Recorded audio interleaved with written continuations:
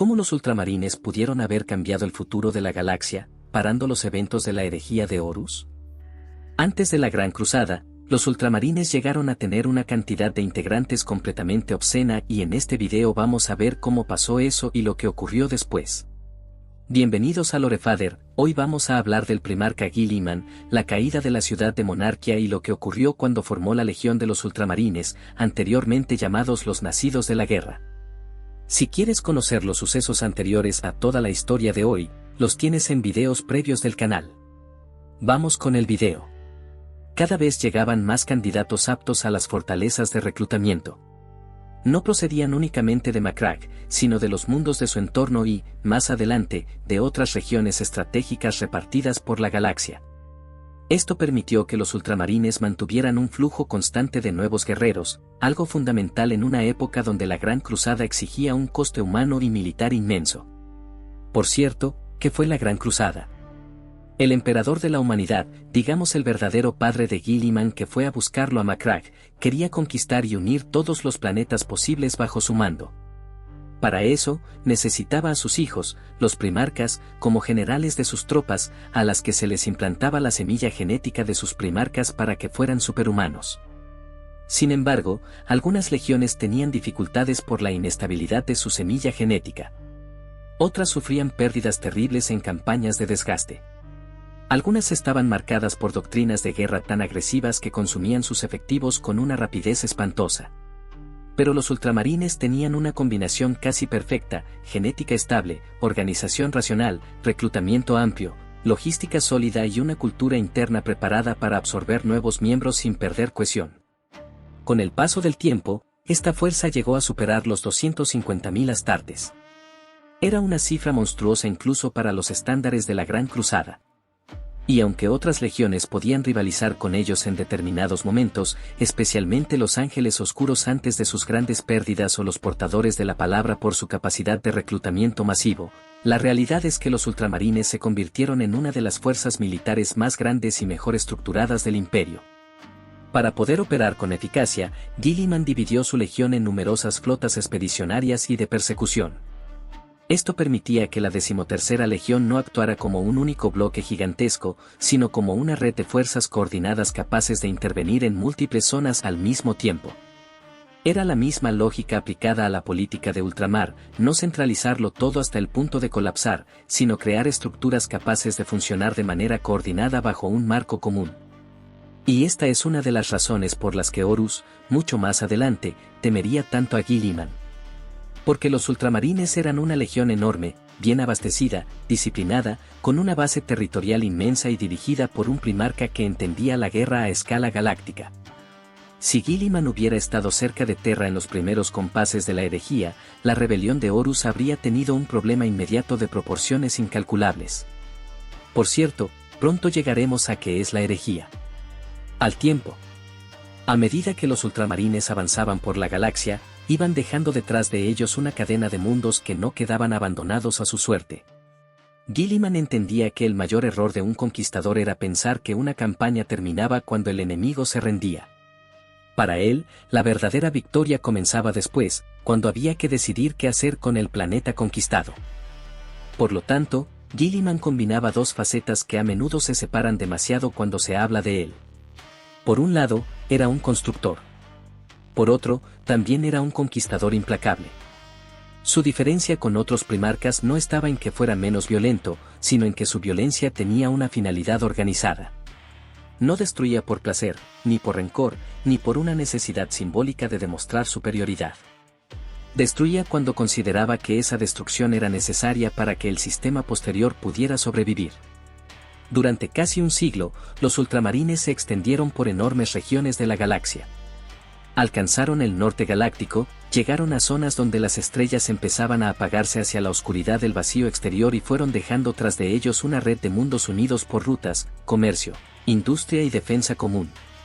A ojos de muchos observadores imperiales, aquello empezó a parecer algo más que una simple zona de conquista. Empezó a parecer un imperio dentro del imperio. Y de hecho, eso es lo que terminó siendo ultramar. Por cierto, Quiero saber vuestra opinión, ¿deberían otros primarcas o el propio emperador haber parado esta expansión y conquista por parte de una sola legión de alguna manera? Deja tu comentario.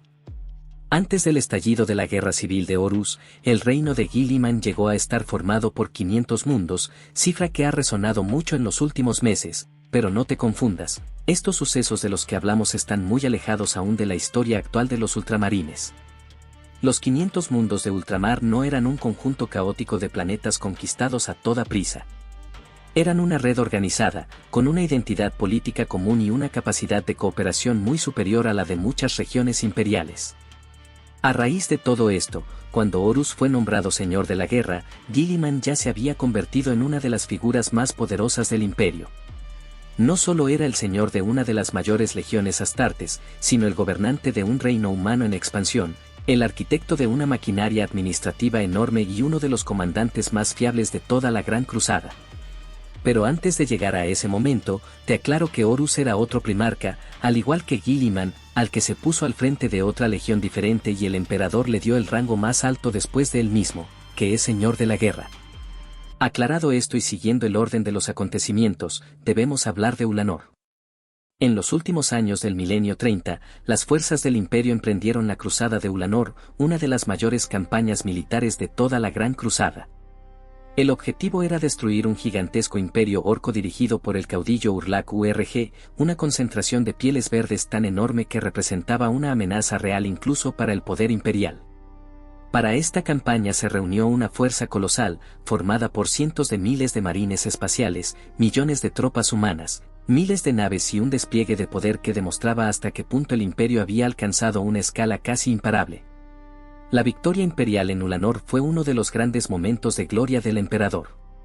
Pero también fue el punto en el que empezó a cambiar la historia de la humanidad. Tras aquella campaña, el emperador anunció que se retiraría de la Gran Cruzada y regresaría a Terra.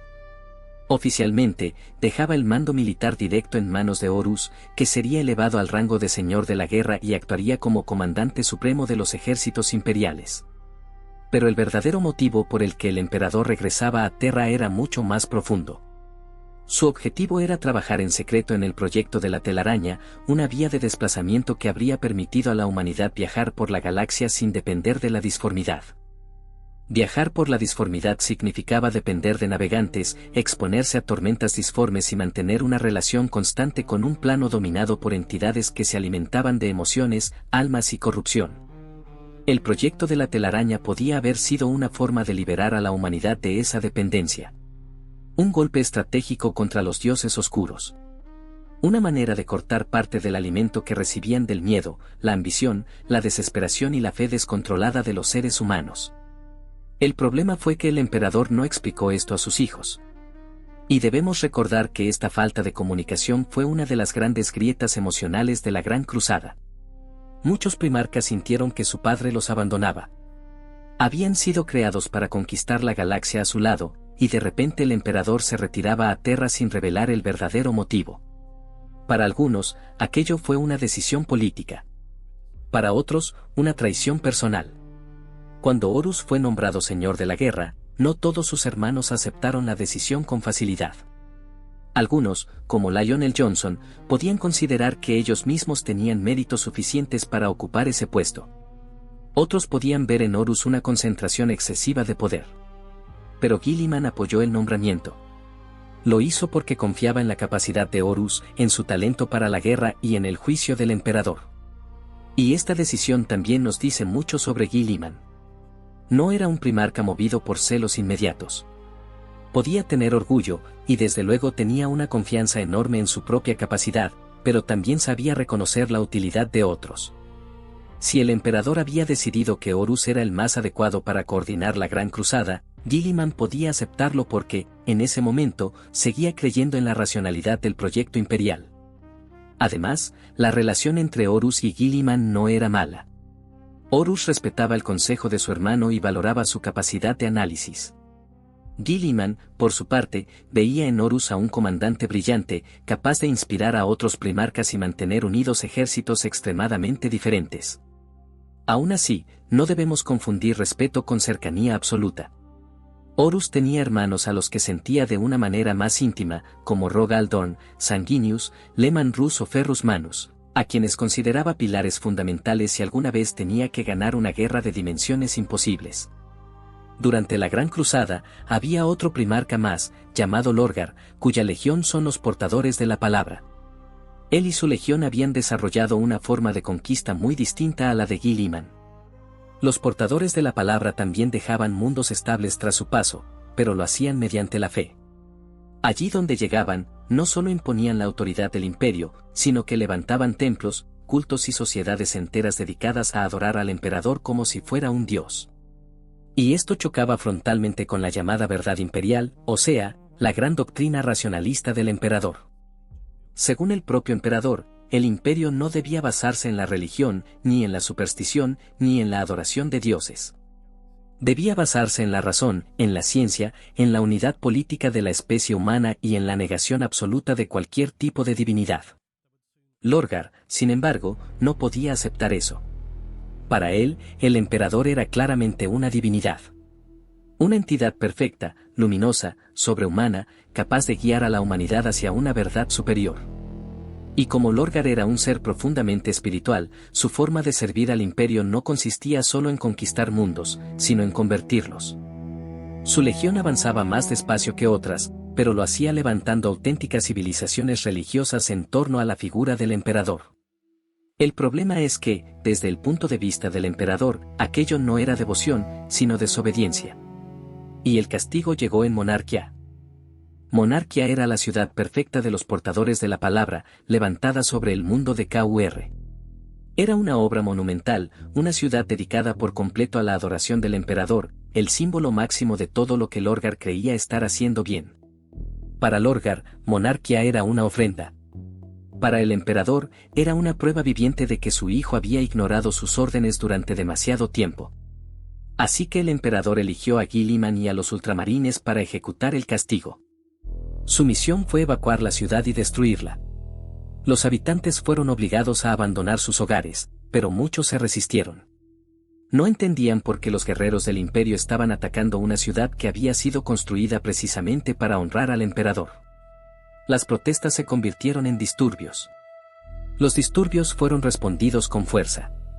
Los ultramarines, una legión normalmente asociada al orden, la disciplina y la protección de los mundos integrados en el imperio, actuaron aquí con una dureza brutal.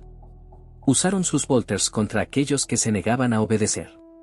Los tanques avanzaron por las calles. Los edificios fueron reducidos a ruinas. Durante días, la población fue evacuada bajo amenaza, y cuando se cumplió el plazo, Monarquia fue destruida desde la órbita. Cuando Lorgar y los portadores de la palabra llegaron y vieron la ciudad perfecta convertida en cenizas, no encontraron una explicación inmediata.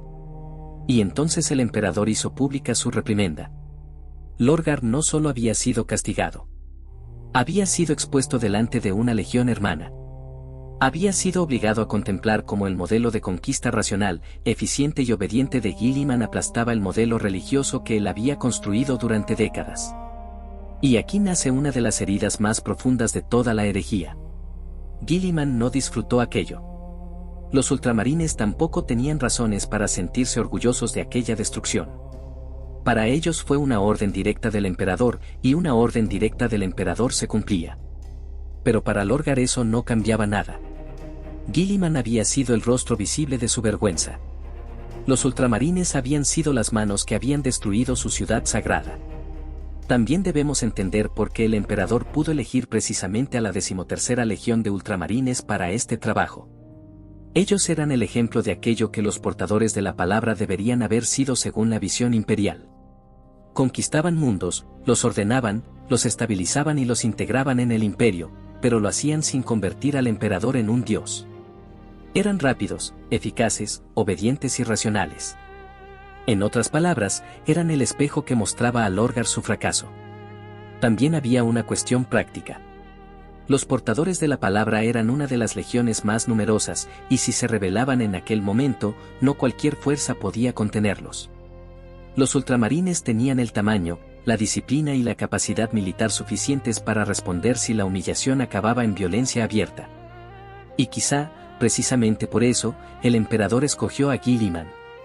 Porque sabía que no convertiría el castigo en una carnicería innecesaria por placer, sino que ejecutaría la orden con la frialdad de quien cumple una función. Pero esa frialdad fue exactamente lo que más pudo doler a Lorgar. Porque Guilliman no era un bárbaro riéndose de sus ruinas. No era Angron disfrutando de la matanza, ni Kurz sembrando terror por puro castigo. Era el hermano racional, el hijo perfecto del sistema imperial, el que obedecía, conquistaba y gobernaba como el emperador esperaba que se hiciera. Y por eso Monarquía no fue solo una ciudad destruida, sino una lección pública. El imperio no quería fe. Quería obediencia. Lorgar jamás lo perdonó. A partir de ahí, su caída hacia los poderes ruinosos encontró una herida perfecta donde agarrarse. La vergüenza, el resentimiento y la sensación de haber sido traicionado por el padre al que adoraba terminaron empujándolo hacia una verdad mucho más oscura. Si el emperador rechazaba su adoración, entonces Lorgar buscaría dioses que la aceptaran.